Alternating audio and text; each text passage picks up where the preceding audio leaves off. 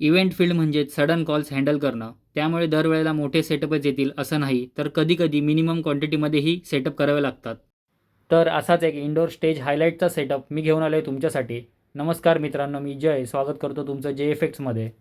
तर आजच्या सेटअपसाठी मी आपल्या वेअरहाऊसमधून 10 LED पावर लाईट्स आणि त्यांच्या पॅचिंगसाठी काही केबल्स घेतल्या. सर्व LED लाईट्स आणि केबल्स प्रॉपरली चेक करून आपल्या व्हॅनमध्ये नीट लोड करून घेतले आणि लगेचच आम्ही निघालो आपल्या महाराजांचे दर्शन घेऊन आपल्या आजच्या इव्हेंट व्हेन्यूवर. आपला आजचा जो सेटअपचा व्हेन्यू होता तो होता डोंबिवलीतील दावडी चर्चमध्ये. चर्चच्या सेकंड फ्लोअरवर असलेल्या हॉलमध्ये आपल्याला आपल्या लाईट्स सेटअप करायच्या होत्या. त्यासाठी चर्चच्या बॅक साईडला आपली व्हॅन पार्क करून घेतली. आम्ही आपल्या गाडीतून सर्व सामान अनलोड करून तेच सामान लिफ्टच्या मदतीने सेकंड फ्लोअरला आपण उतरवून घेतले. हा आहे आपला आजचा सेटअप. या सेटअपला आपल्याला आज हायलाईट करायचं होतं, तर त्यासाठी सर्व LED केसमधून LEDज बाहेर काढून घेतले व त्या LEDजला स्टेजच्या बॅकड्रॉपला प्लेसमेंट करून घेतली. सर्व LED प्रॉपरली प्लेस करून झाल्यानंतर आम्ही त्या LEDजला XLR पॅचिंग आणि पॉवर पॅचिंग करून घेतली.